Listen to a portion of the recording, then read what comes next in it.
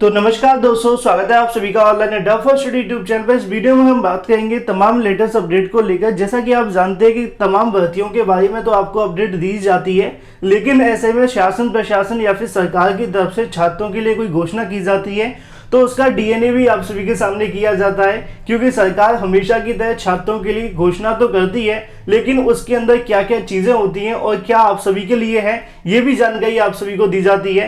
तो सारी जानकारी मैं आप सभी को दे दूं, उससे पहले कर दो वीडियो को लाइक, साथ में शेयर और चैनल को सब्सक्राइब करना बिल्कुल ना भूलें, जिससे कि आपको इसी प्रकार की ऑथेंटिक जानकारियां मिलती रहे। तो लाइक का बटन अवश्य दबा देना, इसलिए नहीं क्योंकि मैं आप सभी के लिए वीडियो बना रहा हूं, इसलिए क्योंकि हम आप सभी के लिए हमेशा वही जानकारी देते हैं जो कि सरकार आप सभी के लिए लेकर तो आती है, लेकिन जमीनी स्तर तक कितना पहुंचता है इसकी भी जानकारी आप सभी को दी जाती है। तो ऐसे में सीएम की तरफ से चुनावी मोड में आकर बहुत सारी घोषणाएं की जा रही हैं। कल एक बजट भी पास हुआ जिसके अंदर उनके तरफ से बताया गया था कि युवाओं के लिए विशेष यहाँ पे जो प्रावधान है वो रखे गए हैं। हालांकि उसमें कोई जानकारी नहीं दी गई थी। मैंने सुबह भी कहा था कि सरकार ऐसे में कोई नई भर्तियों के बारे में जानकारी दे, क्योंकि हजारों की संख्या में प्रदेश में पद खाली है। छात्र लगातार धरना प्रदर्शन कर रहे हैं, नई भर्तियों की मांग कर रहे हैं, चाहे वो शिक्षा विभाग के अंदर शिक्षकों की भर्ती प्राथमिक जूनियर की हो या फिर इसके अलावा और भी अलग अलग विभागों से आने वाली भर्तियों के बारे में। लेकिन ऐसे में सरकार तो चुनावी मोड में आ गई है, लेकिन जिस प्रकार घोषणा करनी शुरू की गई है उससे आप सभी अंदाजा लगा सकते हैं कि सरकार वाकई में रोजगार देना चाहती है या फिर सिर्फ चुनावी यहाँ पे जो वादे हैं वो करने शुरू कर दिए गए हैं। पहले आप सभी छोटे से बयान को सुनिए, क्योंकि उत्तर प्रदेश के अंदर हजारों भर्तियों के पद खाली पड़े हुए हैं। सरकार को चाहिए कि सभी भर्तियों के पदों को भरे। जैसे कि छात्र काफी लंबे समय से इंतजार कर रहे थे कि सरकार अंतिम 6 महीनों में अपने चुनावी मोड में आएगी और हजारों में खाली पड़े हुए पदों को भरेगी। हम लोगों ने एक निधि का गठन किया है। सरकार के स्तर पर 3,000 करोड़ रुपए की यह एक निधि प्रारंभ हो रही है। 1 करोड़ नौजवानों को टैबलेट या स्मार्टफोन की सुविधा उपलब्ध कराई गई। स्नातक, प्रास्नातक, तकनीकी और डिप्लोमा करने वाले नौजवानों को हम इस योजना के साथ जोड़ेंगे और उसकी आवश्यकता के अनुरूप डिजिटल एक्सेस भी उसको फ्री में उपलब्ध करवाने का कार्य करेंगे। इस निधि में एक प्रावधान होगा कि हम सीएसआर से भी, अन्य वित्तीय संस्थाओं से भी और विश्वविद्यालय और अन्य संस्थाओं से भी हम इसमें राशि लेकर के एक बड़ा कोष का गठन करेंगे। तो इस बयान को सुनकर आपने इतना अंदाजा तो लगा लिया होगा कि सरकार की तरफ से कहा जा रहा है कि 1 करोड़ नौजवानों को यहाँ पे टैबलेट दिए जाएंगे, स्मार्टफोन दिए जाएंगे।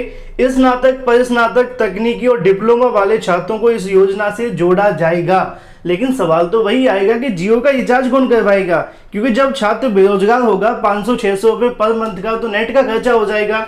नौकरी मिल नहीं रही है, आवेदन कर करके छात्र अपने माता पिता के जो भी पैसे उनको खर्च करते हुए दिखाई दे रहे हैं, कोचिंग सेंटर्स के अंदर बैठे हुए हैं।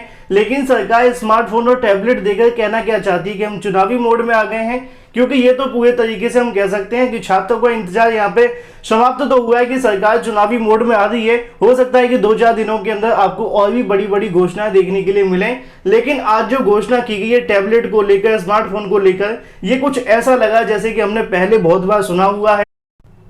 और ऐसे में आज के समय में इसको समझने का हम प्रयास करें तो मुझे नहीं लगता कि जो 1 करोड़ युवाओं को टैबलेट, स्मार्टफोन दिए जाएंगे वो इस बात को लेकर ज्यादा खुशी जताएंगे, क्योंकि उनके मन में सिर्फ और सिर्फ इतना होगा कि उन्होंने अगर स्नातक, परिस्नातक, तकनीकी या डिप्लोमा किया है तो उनको एक नौकरी मिल जाए, जिससे कि वो हमेशा की तरह अपनी आजीविका को यहाँ से बढ़ा पाए। ऐसा मेरा मानना है। बाकी आप सभी की सोच क्या है, आप सभी की राय क्या है, कमेंट करके अवश्य बताएं, क्योंकि सरकार की तरफ से चुनावी मोड शुरू कर दिया गया है जिसका छात्र काफी लंबे समय से इंतजार कर रहे थे। लेकिन अब ऐसे में इंतजार है बड़ी घोषणाओं के बारे में, बड़ी भर्तियों के बारे में, जिसको लेकर भी हजारों छात्र इंतजार कर रहे हैं। लेकिन इसी के साथ हम बात करें अपनी अगली अपडेट के बारे में, जो कि संबंधित है टीजीटी पीजीटी 2021 की भर्ती को लेकर। जैसा कि आपको पिछले वीडियो के माध्यम से जानकारी दी गई, सुप्रीम कोर्ट की तरफ से एक आदेश जारी हुआ है। असल में तदस्थ शिक्षकों के मामले को लेकर कोर्ट में सुनवाई थी, जहां पर उन्होंने पहले मांग की थी कि उनको आवेदन करने का मौका दिया जाए। सुप्रीम कोर्ट की तरफ से यहां पे आवेदन करने के बारे में कोई जानकारी नहीं दी गई। अब ऐसे में तदस्थ शिक्षकों की तरफ से उनके जो सीनियर एडवोकेट हैं उन्होंने यहाँ पे तर्क रखा सुप्रीम कोर्ट के सामने कि आगामी समय के अंदर चयन बोर्ड की तरफ से टांडा के अंदर जो विवाद देखने के लिए मिला था या फिर जो 600 अभ्यर्थी ने परीक्षा को छोड़ दिया था, तो उन सभी छात्रों की जगह पर जब यहाँ दोबारा से परीक्षा करवाई जाती है तो तटस्थ शिक्षकों को भी दोबारा से आवेदन करने का मौका दे दिया जाए। इस प्रकार का जो कहीं ना कहीं तर्क है सुप्रीम कोर्ट के अंदर रखा गया। लेकिन अब ऐसे में सवाल तो ये भी है कि सब कुछ डाल दिया गया है आप सभी के सामने चयन बोर्ड के ऊपर। अब चयन बोर्ड इस आदेश को कैसे लागू करेगा, क्योंकि अभी तक चयन बोर्ड की तरफ से कोई भी आधिकारिक बयान जारी नहीं किया गया है कि परीक्षा में कहीं धांधली या भ्रष्टाचार हुआ है। भले ही वहां के डीएम की तरफ से परीक्षा को निरस्त करने का प्रस्ताव भी चयन बोर्ड को भेजा गया था, जिसकी जानकारी मैंने आपको दी भी थी, लेकिन उसके बाद यहाँ पे चयन बोर्ड की तरफ से आज तक नहीं माना गया कि परीक्षा में धांधली या भ्रष्टाचार हुआ है। अब ऐसे में हाल ही में आज की तारीख में सुप्रीम कोर्ट ने आदेश दिया है कि जो भी परीक्षा यहाँ पे करवाई जाती है, एक बात आपको और बता दूं कि सुप्रीम कोर्ट की तरफ से अभी अंतिम आदेश नहीं दिया गया है। इसको लेकर अभी 25 तारीख को एक बार फिर से सुनवाई होगी और 25 तारीख को वकीलों की तरफ से जो और भी तर्क रखे जाएंगे या फिर जो भी चीजें होने वाली हैं, उसके बाद में यहाँ से आप सभी के सामने कोई अंतिम फैसला देखने के लिए मिलेगा, जिसका पालन सुप्रीम कोर्ट के आदेश का करना ही पड़ेगा, चाहे आदेश कुछ भी होता है। तो अभी 25 तारीख को आपको एक बार फिर से सुनवाई देखने के लिए मिलने वाली है। लेकिन इस आदेश का अगर पालन करना पड़े तो चयन बोर्ड कैसे करेगा, ये भी एक सबसे बड़ा सवाल है, क्योंकि बहुत सारे अभ्यर्थियों का ऐसा मानना है कि सिर्फ 600 अभ्यर्थियों की परीक्षा करवाई जाती है, तो इससे नुकसान उन सभी छात्रों का भी होगा जिन्होंने पहले से परीक्षा दे दी है। ऐसे में नॉर्मलाइजेशन को किस प्रकार देखने के लिए मिलेगा, पेपर का पैटर्न ऊपर नीचे हो सकता है, क्वेश्चन टफ ज्यादा हो सकते हैं। और दूसरा सबसे बड़ा सवाल ये भी है कि जहां पे परीक्षा लीक या भ्रष्टाचार के मामले देखने के लिए मिले थे टांडा के अंदर, उन सभी की अगर दोबारा से परीक्षा करवाई जाती है तो क्या वो दोबारा से जुगाड़ तो नहीं लगा लेंगे। और भी बहुत सारे ऐसे सवाल हैं। तो प्रदेश के सभी छात्रों की तरफ से अलग अलग मांगे रखी जा रही हैं। कोई अभ्यर्थी कह रहा है तो एक जिले की परीक्षा निरस्त करते हुए सिर्फ वहां की परीक्षा करा ली जाए, तो ऐसे में किसी का कहना है कि उसी परीक्षा केंद्र की दोबारा से परीक्षा करवाई जाए। तो हजारों की संख्या में छात्रों का ऐसा भी कहना है कि अगर परीक्षा निरस्त होती है तो सबकी करवाई जाए। तो अलग अलग छात्रों के अलग अलग सुझाव है, जो कि कमेंट के अंदर आप सभी देख भी सकते हैं। लेकिन ऐसे में असल में सबसे बड़ा सवाल यह है कि चयन बोर्ड इस आदेश को कैसे पालन करेगा। तो यहाँ पे जानकारी देखने के लिए मिल रही है, ज्यादातर जो जानकारी ली गई है, अभी तक चयन बोर्ड से मुलाकात नहीं हुई, लेकिन यहाँ पे बताया गया है कि चयन बोर्ड के ऊपर अगर छोड़ दिया जाता है सुप्रीम कोर्ट की तरफ से कि चयन बोर्ड अगर 600 छात्रों की परीक्षा दोबारा करवाता है तो वहां पे इन सभी के दोबारा से आवेदन ले लिए जाएंगे।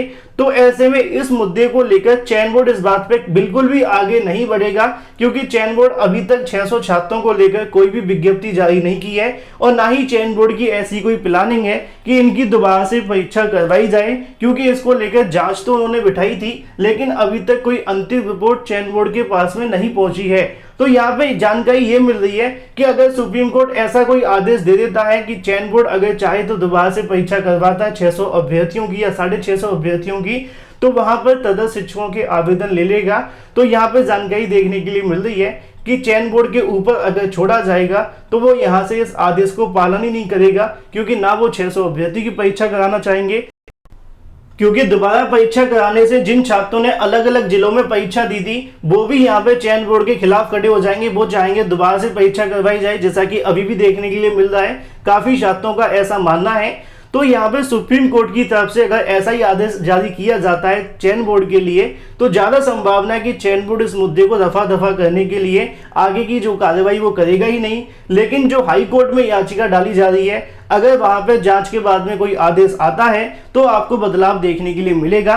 फिलहाल आप लोग इंतजार करें सुप्रीम कोर्ट के एक और आदेश का, जो कि 25 तारीख को देखने के लिए मिलेगा, जिसमें अगर चयन बोर्ड को सीधे तौर पर निर्देशित किया जाता है तो यहाँ से चयन बोर्ड को करना ही पड़ेगा। बाकी आप सभी जानते हैं कि चयन बोर्ड कहीं ना कहीं अपनी नाकामियों को छुपाने के लिए इस प्रकार के सुप्रीम कोर्ट के आदेश को नजरअंदाज कर सकता है, क्योंकि चयन बोर्ड की हमेशा से यही मंशा रही है। वो बिल्कुल भी नहीं चाहते हैं कि परीक्षा के अंदर धांधली या भ्रष्टाचार का मामला उजागर हो। बाकी इसके बारे में आप सभी की राय क्या है, कमेंट करके अवश्य बताएं। वहीं दूसरी तरफ बात करें यूपीएससी दरोगा भर्ती को लेकर, लाखों छात्र इस भर्ती का इंतजार कर रहे हैं। लगभग 14 लाख से ज्यादा अभ्यर्थी ने परीक्षा में आवेदन भी किया है, लेकिन अभी तक यहाँ पर प्रोन्नति बोर्ड की तरफ से किसी प्रकार का आप सभी के लिए परीक्षा को लेकर जानकारी जारी नहीं की गई है। हर बार छात्रों की तरफ से यहाँ पर यह भी पूछा गया चेयरमैन से मुलाकात करके कि यहाँ पे परीक्षा का आयोजन कब करवाया जाएगा, तो वहां से जानकारी देखने के लिए मिल रही है कि इस परीक्षा का जो आयोजन होगा वो अक्टूबर महीने के अंदर देखने के लिए मिलेगा। साथ में उनकी तरफ से यह भी बताया गया कि सितंबर के प्रथम सप्ताह तक यहाँ से परीक्षा की तारीखें और भी तमाम जो गाइडलाइन होगी वो जारी कर दी जाएगी। मतलब आसान भाषा में समझे, जो जानकारी देखने के लिए मिल रही है कि यूपीएसआई दरोगा भर्ती की जो परीक्षा होगी वो यहाँ पे अक्टूबर के प्रथम सप्ताह के बाद कभी भी करवा ली जाएगी, जिसको लेकर सितंबर के प्रथम सप्ताह में जानकारी आप सभी को दी जाएगी। अभी बोर्ड की तरफ से इस प्रकार की जानकारी देखने के लिए मिल रही है, क्योंकि आयु सीमा का जो मामला है वो न्यायालय में अभी भी लगा हुआ है। यहाँ पे अंतरिम आदेश दिया गया है, तो यहाँ से बोर्ड भी चाहता है कि 1 से 2 सुनवाई के अंदर अगर मामला क्लियर हो जाता है तो उसके बाद में यहाँ से परीक्षा की तारीखें घोषित कर दी जाएंगी। तो मान के चले कि अक्टूबर में आपकी जो परीक्षा है वो देखने के लिए मिलेगी। बाकी जो भी अपडेट होगी आपको इस चैनल के माध्यम से मिलती रहेगी। वीडियो को लाइक कर दें, साथ ही शेयर कर दें और चैनल को सब्सक्राइब करना बिल्कुल ना भूलें।